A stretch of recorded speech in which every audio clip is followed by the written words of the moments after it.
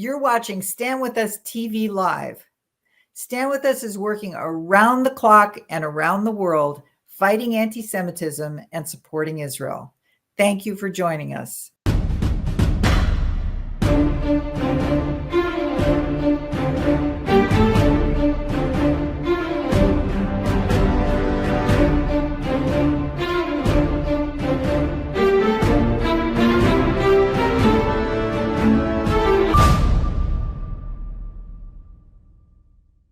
Today, we are joined by one of the most instrumental Jewish people in the Soviet Jewry movement.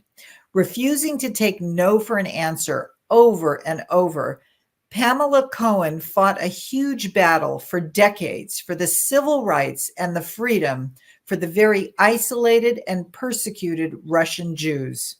She mobilized a network of activists, eventually helping to create a huge movement and bring hope and freedom to millions of Russian Jews. She spoke before Congress and developed critical relationships with numerous U.S. elected officials. She served as a chairman of the Chicago Action for Soviet Jewry and served as the national president of the Union of Councils for Soviet Jewry. Today, she remains a hero to Natan Sharansky and so many refuseniks around the world. She has recently released a book called Hidden Heroes, One Woman's Story of Resistance and Rescue in the Soviet Union, telling her remarkable story, which is available on Amazon. It is an absolute pleasure to introduce to you Pamela Braun Cohen. Welcome, Pamela Cohen. Thank you so much for being with us here on Stand With Us TV Live. Roz, I am so privileged to be here at Stand With Us, which is really my favorite organization, my favorite, I can just say, movement in the contemporary world. So thank you for having me. Oh, thank you for your kind words. Thank you so much. So, wow, Pam, you are probably one of the most important people that our audience has never met. And today they get to hear your story of courage and relentlessness and determination that is just unbelievable. The more I hear about this, I still have yet to read the book. I'm very excited about doing that. But today we want to hear your story. And before you begin telling us about how you put your hands on this situation and help to rescue literally millions of Jewish people from Russia. Before we learn about that, tell us what motivated you at the very get-go when you were a teenager. I was in my late teens, early late teens, when the information about the Holocaust became much more publicized, and books were written, both fiction and nonfiction, about families, about what happened in Europe. And I could not comprehend how American Jews let 1 million children go up the smokestacks. Somehow I could understand how Europe let it happen. I guess I must have been very historically cynical at a young age, but I could not understand where was American Jewry. And when I heard about Jews being arrested in the Soviet Union, something viscerally went off inside me that my watch. No. So that is that remarkable feeling that many of us have had over the last 20 years also. So I can completely relate to not on my watch and Hineni. Here I am to help. So thank God for you. And thank God for all the people that are involved in the Stand With Us movement. So it's just so important to put your hands on things when you're upset about something and get involved, because every single person can make a difference. So I believe you could make a difference. Yes, believe. Absolutely, because you can. Yes, you can. Look at what you did. So, okay, so take us through the story. How many how many Jews approximately, I know it's hard to tell exactly, but how many approximately were in Russia, and what was going on for Russian Jews that really got your attention and made you really upset? So by the time I came on the scene in 1970, I had already known enough of Jewish history to know that there was anti-Semitism under the czars, and that there were pogroms and there were Cossacks and there were, nightmare stories that sent our grandparents to America, and that had intensified actually under the Bolshevik Revolution in 1917, where there was an attempt, and a successful attempt, to eradicate all Jewish culture, and religion. And so by the time 1970, about that period of time, there was nothing available by way of Jewish education, Jewish knowledge, Jewish books, Jewish teachers, Hebrew language, for between what we at that time thought was 3 and 5 million Jews, going from the Baltics, Latvia and Estonia, Lithuania, all the way to Vladivostok, almost to Alaska. And not only that there was no Jewish culture, no printed material except vestiges that someone might have had of something from their grandfather, there was also that the Jews had been deliberately cut off. There was, as Churchill called the Soviet Union, a land that was behind an iron curtain, and it was essentially impenetrable. Censors watch the incoming mail from between Jews in the West and Jews and their family members in the Soviet Union. Tourists, if there was tourism, were controlled by in-tourist guides that were KGB. The KGB controlled the vast border of the Soviet Union. There was no information pouring in, no information about Israel, no contact between Soviet Jews and their own people in the West. And so by the time, as I said, I came on the scene, you had a country that was very much today like maybe North Korea, except it was filled with the third largest Jewish population in the world. So this was a sort of imprisonment, yes, of course, but you talked about the ethnic cleansing of Jewish culture. Can you speak a little bit about that? Yeah. I think it was really mostly under Stalin that they used, actually they enlisted some of the Jewish population, the Evsexia, Jews who were communists. And by way of that, I want to just make a statement that for many Jews who were living in the Pale of Settlement, that was the part of Poland that was absorbed into Russia. For many of those Jews who were living in what we call the small little shtetls of Eastern Russia, these Jews were, during the Communist Revolution, they decided they wanted to be doctors, and they thought there was an opportunity to become lawyers and to live like lives away from the shtetls and in the cities. And so many flocked to the cities, Moscow and Leningrad, so the children could have a Jewish education.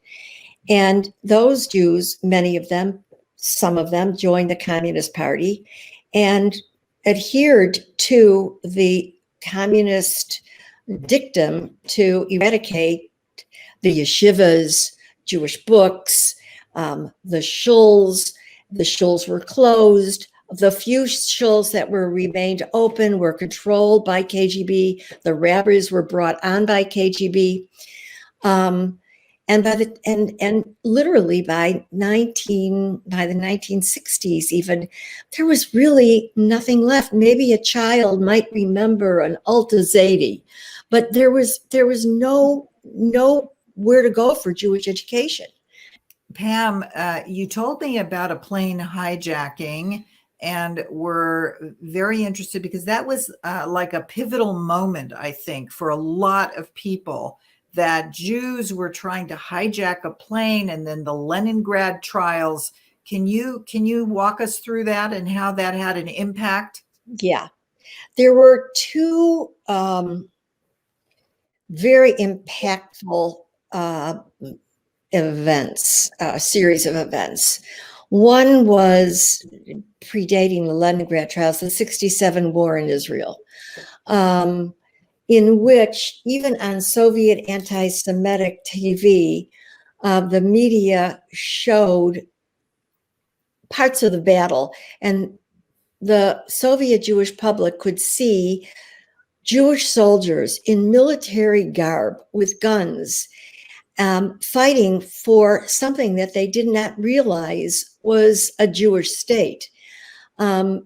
Even though the Soviets, as I said, the message was that the Zionist state was made up of cowardice and soldiers who were throwing down their guns and running, and that they had lost the war. Jews could read enough between the lines to know that this was a Jewish state. This was a place where they were speaking a language that Jews spoke. And even through the smoke stream of anti-Semitism, they started to feel a sense of dignity and pride that came with an association of the state of Israel. They internalized that old internalized anti-Semitism, Soviet anti-Semitism that they had internalized, suddenly transferred. It metamorphized. It changed. There was a sense of dignity. Jews could fight. Jews had a homeland, and they decided, some of them, that they wanted to go. They wanted to be in this homeland, that this was theirs, and they wanted it for their children. And so they started a complicated process of applying for an application to leave, because there was no legitimate immigration from the Soviet Union. There was no procedures for immigration. People just didn't leave the Soviet Union unless you were a communist, by the way, and then you could travel in first class to any country you wanted to travel to, or KGB. So they decided that they wanted to try to leave, and they found that they were hit with a blank wall. There was no way they could leave, and they were given refusals. They were refused permission to leave, and they were given the name, it was translated into English, called refuseniks. So for a number of years, these people who were trying to leave, mostly from Riga, Latvia, and from some of the smaller cities, started also trying to figure out how they could prepare themselves for life in their new homeland. And they found old books in Hebrew, and they found old men and women from the previous generations who could teach them. And they began to learn Hebrew. And I don't mean they, I mean one Jew from Vinica, one Jew from Riga, one Jew from here, from there, underground, surreptitiously teaching themselves an alphabet, teaching themselves a vocabulary, certainly not grammar, but teaching them words, one word at a time. Elef milim, we used to say. And they slowly began to find each other. As I said, KGB is everywhere. And for Jews who started to act in a way that was to assert their Jewish identity, attracted the attention, of course, of the surveillance, the KGB surveillance, and they tried to go underground to hold seminars to teach other people about anything they knew about Israel or Hebrew. And at some point, after 3 years of refusals, applying and being refused, a very small group of Jews decided that they had to attract the attention of the West to their plight. If the Soviets were refusing them, if they couldn't get permission to leave, if there was no way they could live as Jews and they couldn't leave, the only belief that they had was American Jews, especially American Jews, could help them.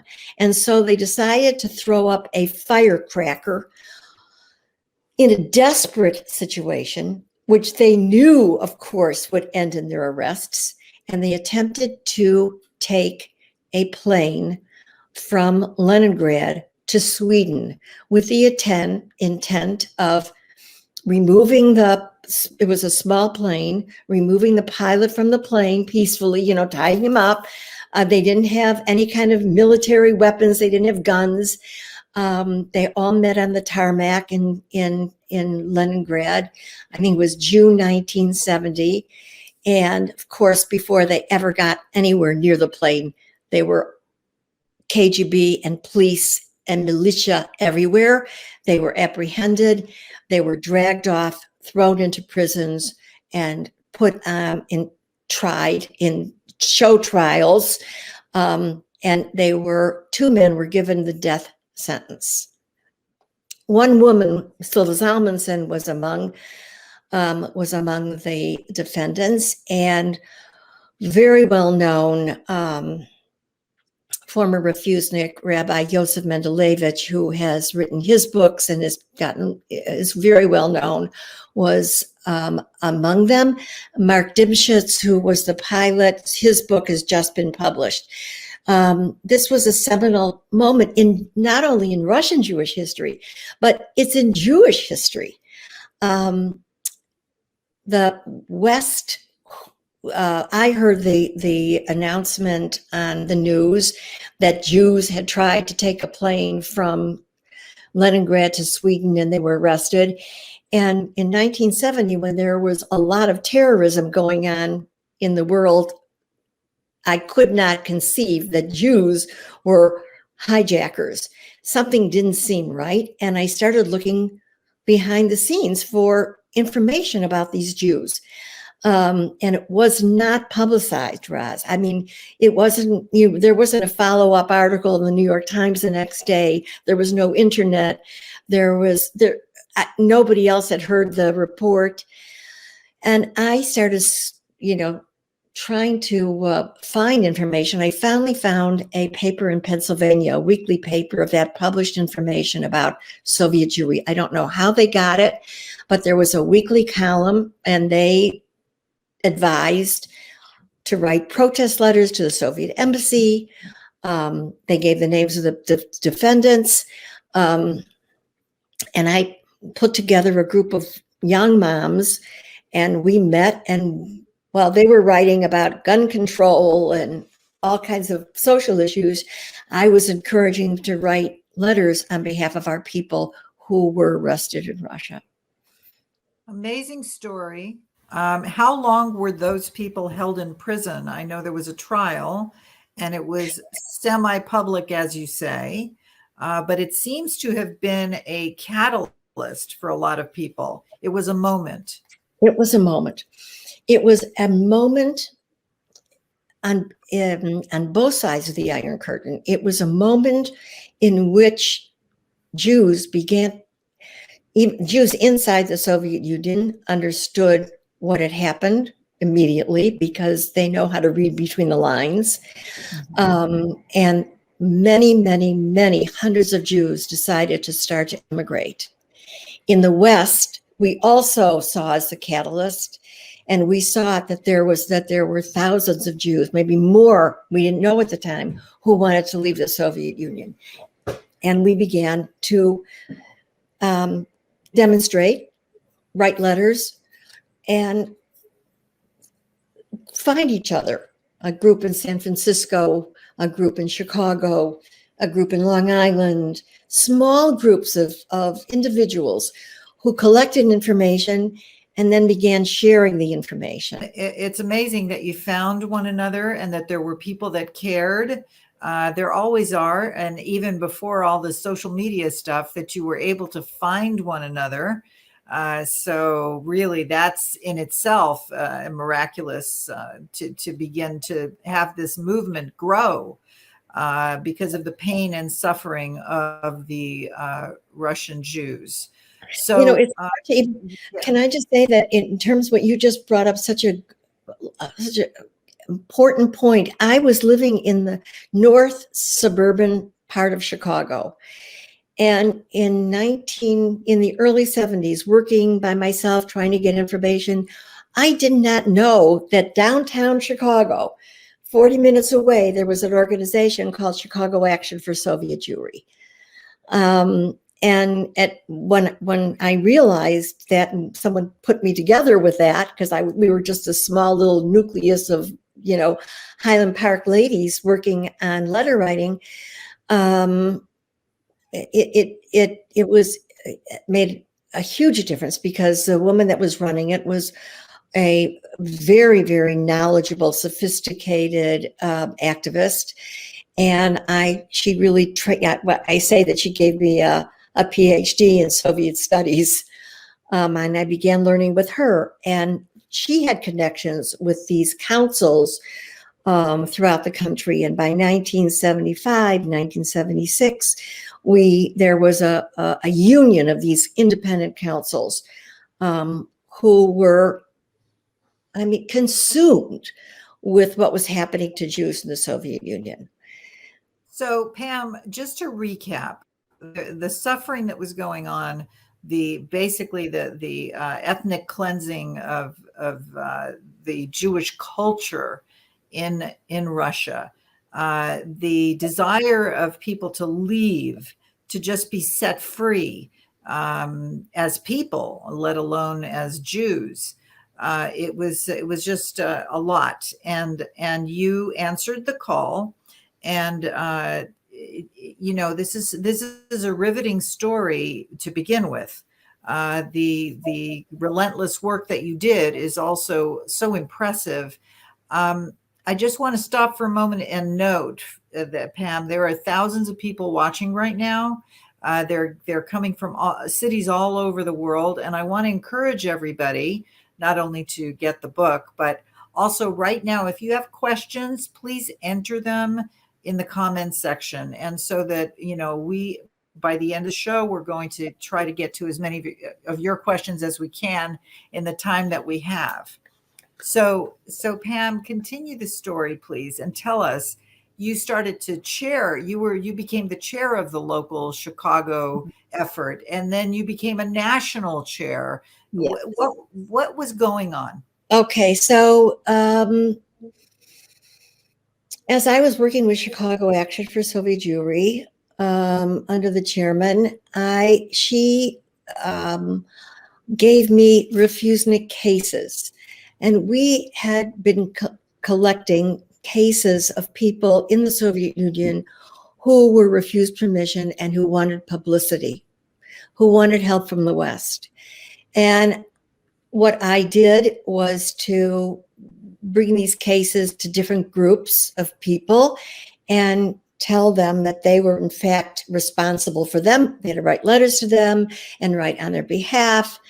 And lo and behold, it was a separated family. He was a lawyer, actually, in Moscow, and his wife and child had been given permission to leave. The Soviets used to like to separate families. To discourage immigration, they not only arrested people, but they separated families for many, many, many years. And we worked on this reunification of this family for a long time. And then when he got permission to leave, I said to him, what else could we have done for you when you were in Russia? And he looked at me and he said, why didn't you come? Oh. And Lenny and I booked our first trip to Russia, and we went in 1978.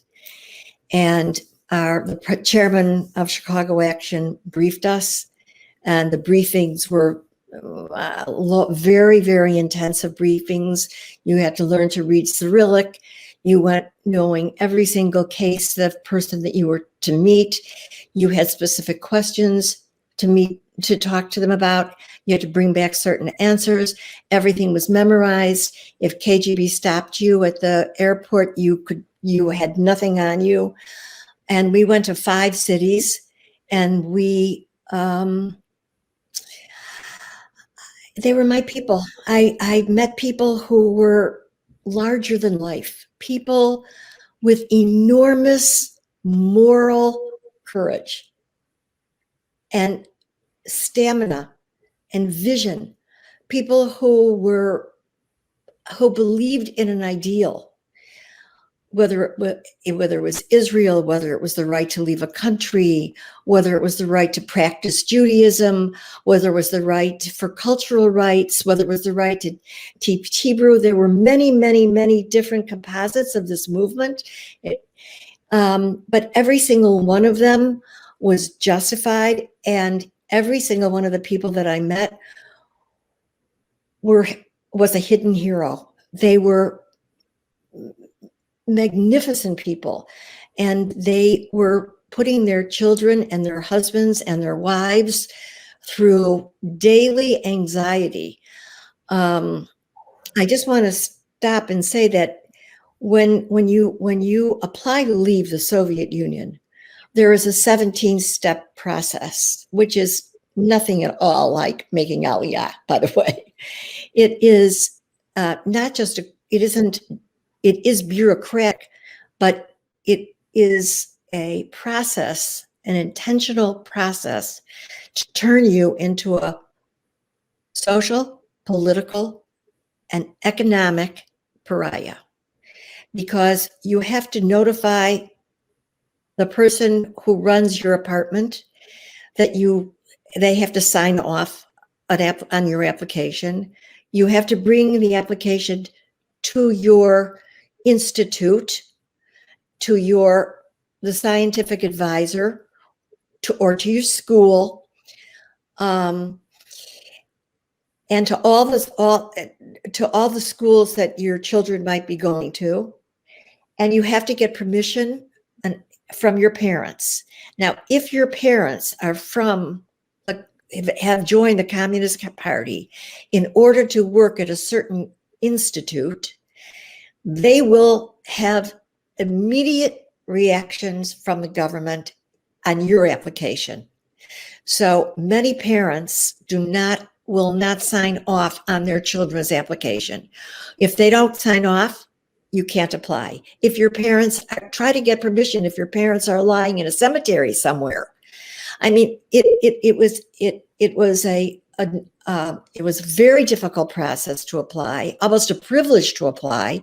And the Soviets were closing down the offices, the application process, the application offices, because they were called OVIR offices. When people started applying in great numbers by the end of the 1970s, they started simply just closing down the offices so people couldn't apply. But if you were managed to apply, by the end of the process, you had been fired. All in an extremely humiliating meeting of all your colleagues. You were defrocked of all of your degrees, taken away. The people in your apartment found you a pariah, to be pariahs. You were really considered almost an enemy of the state. Why? Because Israel was considered by the Soviet Union to be an anti-Soviet state. Israel was Zionist. Zionism, the Soviets, their position was they weren't anti-Semitic. The Kremlin alleged itself not to be anti-Semitism. They vowed themselves to be anti-Zionist.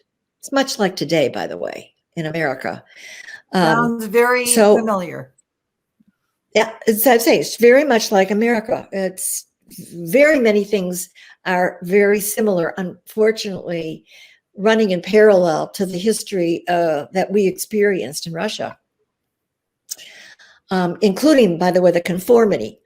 But because it was so virulently anti-Zionist, the only way you could apply, a Jew could apply legitimately to immigrate was through the state of Israel. There was no immigration. And even if you were a Russian dissident who they were throwing out of the country, it was through Israel. Israel was the only place you could apply to go to Israel. And so once you were applying to Israel, you were considered a Zionist, which made you fodder for the anti-Semitic press in Moscow, Leningradskaya Pravda, all the newspapers.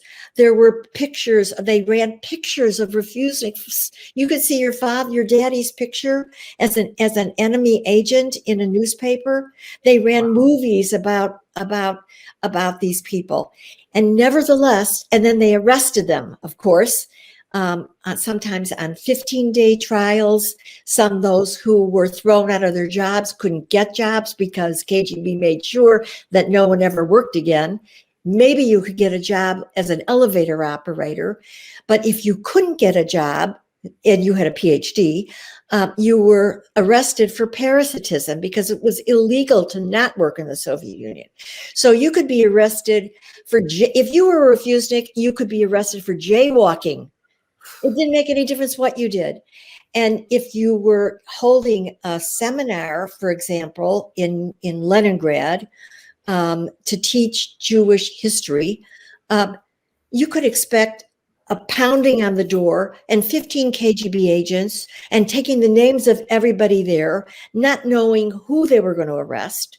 Or if you set up in Moscow again, a kindergarten for 5-year-olds and 3-year-olds to be able to teach them what Purim was, they were terrorized by KGB guards who came to the door and terrorized these kids. And yet, in spite of that, through it all, over the years, people kept resisting in the Soviet Union. They wrote letters to their own government. They learned the letter of the law, the Soviet law, to the fraction of the law, so that they could use their law to the advantage. They wrote to their prosecutors. They wrote to the Communist Party. They wrote to the Secretary General. And little by little, they started to send us the letters that they were writing to their own government officials so that we could publish them and bring them to the State Department and bring them as evidence of Soviet non-compliance to the international accords that they had signed allowing immigration. I know this is a lot of information. It is a lot, but it's incredible. So a Jew living in Russia couldn't be Jewish. Correct. And if they wanted to leave, they were red flagged. Correct. Their parents were red flagged. Correct. And yet the reason you call them heroes is because they continued to ask to leave. They continued to do this because they felt so desperate. They had no choice. They had to leave. And so, and what if they didn't have you? What if they didn't have the allies? That was the whole point. What I'm not telling you is that I spent 3 hours a day in making clandestine telephone calls to refuseniks for more than 10 years. And I mean 3 hours almost every day. I talked to people on a daily basis. What we did was to collect documentation of the Soviet human rights violations and present them to the State Department and the Helsinki Commission and the press to build support for these cases. I mean, we had a congressional vigil where congressmen spoke every day from the floor of the House about a refusenik family from the information we provided them. So I was on the phone getting information daily, and there were cases that I was very afraid of, and they were afraid of. If we could keep the spotlight and visibility on refuseniks, we could provide them some degree of safety. The worst thing would be is if we lost sight of them. And in fact, that happened to me. I had a refusenik who I was very involved with and met the first time in 78. And by the early 80s, he was an underground Hebrew teacher teaching. I say underground because it's really not an apt word. It meant, what I mean by it is that they couldn't declare themselves officially teaching Hebrew, but they taught Hebrew even though it wasn't official. And that itself put them into a lot of danger. And he was an unofficial Hebrew teacher. And I was very much afraid after they tried to keep him out of Moscow because that's where he had contacts with the press and with the foreign press and with his students. And they exiled him to Gorky, where Andrei Sakharov, the academician, was. And I was afraid that if I lost track of him, he would disappear. And that's exactly what happened. He went to, I think it was Vinnytsia, and I think it was 1974, to celebrate Yom HaHatzmaut with other refuseniks. And I lost track of him, and he was arrested, and he was tried, and he was put on trial, in a show trial, in which, by the way, he asked in his trial in Moscow if he could conduct his defense in Hebrew language and get a translator. Wow. And did he? That's, of course not. I mean, he spoke in Hebrew, but to me, that's a hero. To me, that was heroism. To speak truth in the face of evil, and to have the moral courage to do what you believe in spite of the fact that you're going to be ostracized and penalized. That's a courage that we all have to learn to live by today. So what happened to him? What happened to him? He was, I'll tell you what happened to him. He was tried, and they used my letters to him, by the way, as part of the evidence. He was tried for, I think it was disseminating anti-Soviet information, and he was sent to a labor camp in Siberia. And I arranged for a letter from President Reagan to be sent to him, and it was sent to him. And he was called from his cell to the commandant of the camp, and they looked at him and they said, "I have a letter from you. Is President Reagan your friend?"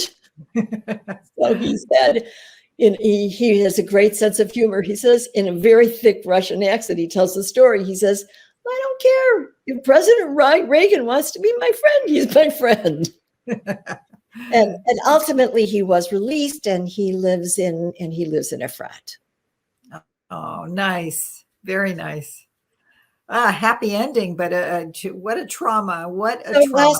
Roz, I want to tell you that in my years of doing this as a volunteer, my phone rang day and night with traumas of people who were being arrested, or people who were being sent to picked off the street and sent to a Soviet psychiatric institution where they would be administered horrific psychotropic drugs, because that way you could get rid of a Jew, an activist like Vladimir Kislik. You could just get rid of him in Kiev. You don't have to put him on trial and cause a sensation. So we were monitoring hundreds and hundreds of cases in tiny little cities, not only in Moscow and Leningrad, but it was extremely tense, and it was all we did. All you did for decades, is that right? Decades, from the 70s, 80s, and into the 90s? Into the 90s. Amazing. And then you wrote this book.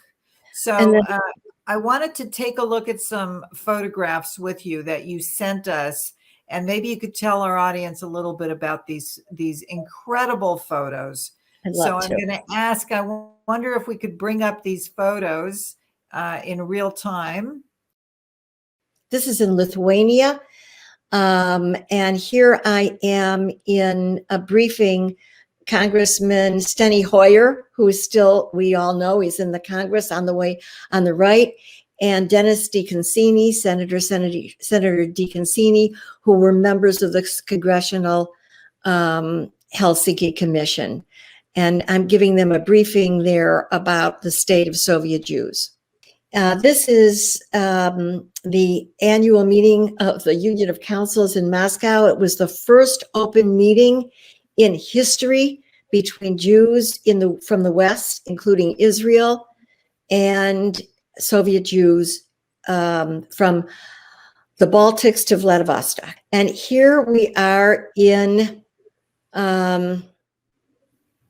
this is in Iceland, in Reykjavik. This is Joseph Mendelevich during the first summit between Reagan and Gorbachev. And here my husband and I are meeting President Bush at the state dinner for President Yeltsin. And this is Lenny and I at on our first trip to Moscow in 1978. This took place in Helsinki, Finland, with Student Struggle for Soviet Jewry and myself. And this was at the time of Reagan's first trip to Moscow. He had come to Helsinki to make a human rights speech. This was an ad that we took. This is a nonprofit organization, and we were all volunteers, but we took a one-page ad in the Wall Street Journal with an appeal written and taken out of the Soviet Union surreptitiously by 73 refuseniks who were urging him to bring to Gorbachev their cases and the situation of Soviet Jews during his upcoming meeting. I think it was with Shevardnadze. And this is in front of the Capitol building. I'm giving a briefing to the public and to the press and to members of Congress. And this is the cover of my book, which I want to tell you that numbers of people have said that it's a page turner. And I had reports from 4 my male readers that they cried. So I want you to know, those of you who are out there, that while it does show and depict and outline the history of the Soviet Jewry movement, it's an eyewitness account of people, and I tried to write it very much like, if possible, like a spy story. So it's readable. Thank you for telling us about these incredible shots. It's very, very moving. We have a lot of questions from the audience. I want to begin to get to some of them and see if we can answer as many as we can. So we have a question from Esther in Boston. What would you say was your biggest challenge during the years you worked so hard to free the Jews of Russia? There were so many challenges. There were challenges in every area. It was a tremendous challenge to get information out of the Soviet Union. It required a complicated system of telephone calls. It required briefing tourists who were willing to submit to 17 hours of briefings in order to go to the Soviet Union. It was writing up cases. It was having credibility, getting credibility for someone like the president, and being able to have the credibility to be able to brief someone like a Condi Rice, a National Security Council advisor, which we did regularly. We didn't have clout. It wasn't a question of might, it was a question of right. And our passion and our absolute fanaticism on accuracy, to make sure that every fact that we presented was absolutely verifiable, gave us a credibility with the government. But on a more personal level, when you ask what one of the greatest challenges for me was, I hated and was terrified of public speaking. I never wanted to appear before a public. And the only way that I could speak in front of a group, and it was extremely difficult for me, was to keep remembering that I was speaking with all those Jews in Russia on my shoulders, and that I wasn't speaking. I was simply their mouthpiece. And that's really what I'm doing today. You were an incredible mouthpiece for so many, many, many people. My goodness. Thank you, Esther, for your question. We have a question from Paul in Tel Aviv. Looking back, is there one moment that was extra special that you knew that you were making progress? Yeah. This meeting in 1989 that we had, I mean, you have to understand briefly that every meeting that an American made or anyone from Europe made with a refusenik was bugged and surreptitious in apartments, only one person in an apartment by themselves. You want to have a conversation, you walk outside. And we brought 83 people publicly all together, including the State Department head, in open meetings with Jews who traveled from literally from Siberia, from Odessa, from the Baltics. People came in hundreds to meet with us and to see Jews together from Russia, from America, from Israel, from France. Someone came from Holland to see us all together. And the Soviets we were afraid to touch us. They didn't arrest us. They tried to intimidate us. There was a few false alarms, but the fact that we could pull this off gave me tremendous hope. And it was like another one of those experiences where you say, okay, maybe we can do this.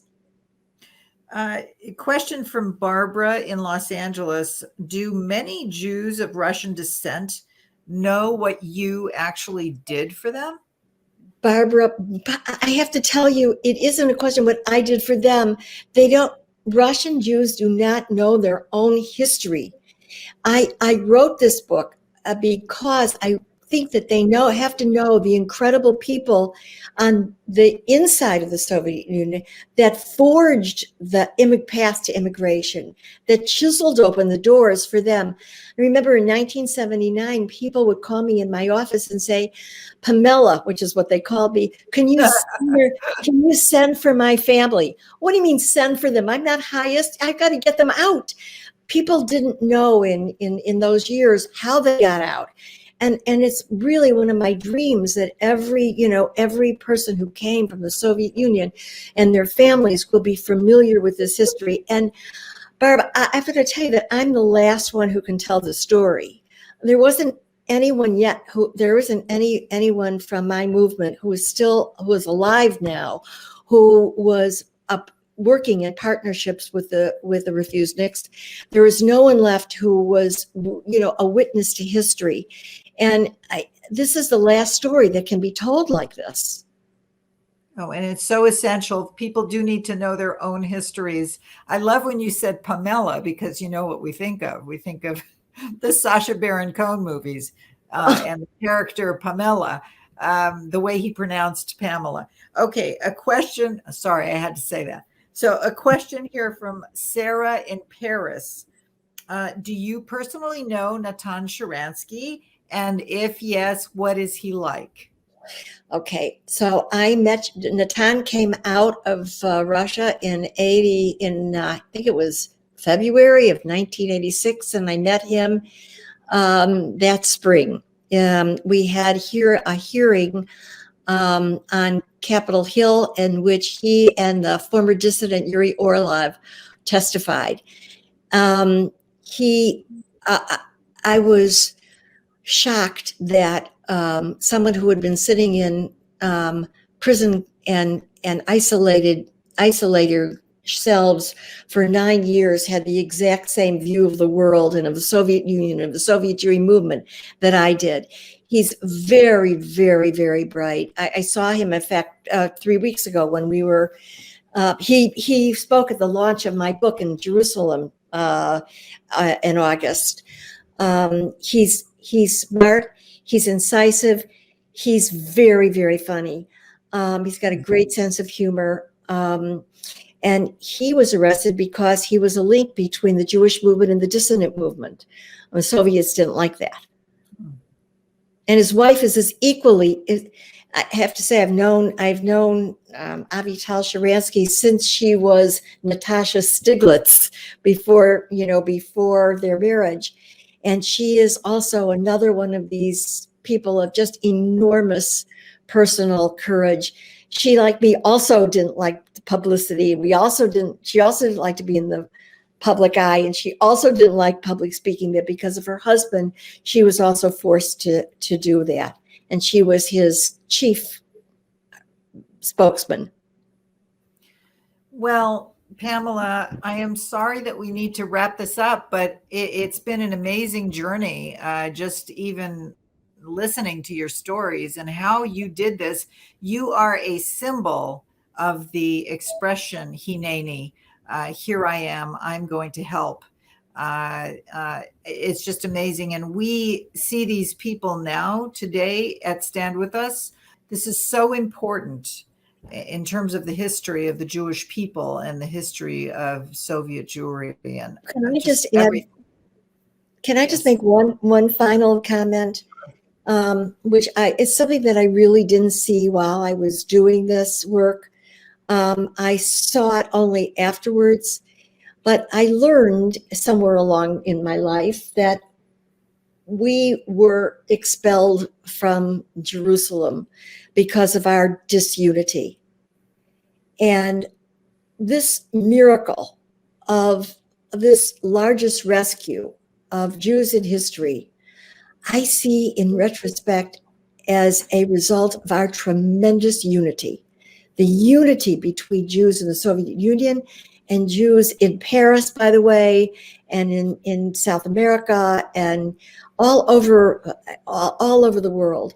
If we're united and we are with those people who are being victimized wherever they are, and we listen to their voice and we hear what they want, and we, instead of being paternalistic and decide what should be done on their behalf, but if we take their leadership and we carry their burden for them, we create a tremendous unity that I think cannot be defied and ultimately brought down the Soviet Union. Amazing. So if we work together, Yeah. if more of us say Hineni like Yes. you did, Yes, we can really accomplish so much together. thank you so much, Wes. That is a great way to end this incredible conversation. Thank you so much for being with us. Let's show the book again if we can, and remind everybody you can get it on Amazon. And the first printing was sold out, right? That's Yes, what I heard. the first printing sold out in 8 incredible weeks. And I just saw that today the book is now again available in hardback. We're starting another round, so you can get it on hardback or paperback, and it's I think you'll find it exciting. There's a lot of exciting adventures that we did not talk about, but I guarantee you won't be bored. Thank you again so much for being with us Thanks. on Stand With Us TV. Thank you. Thank you so much for letting me be here. It was great having you with us today on Stand With Us TV.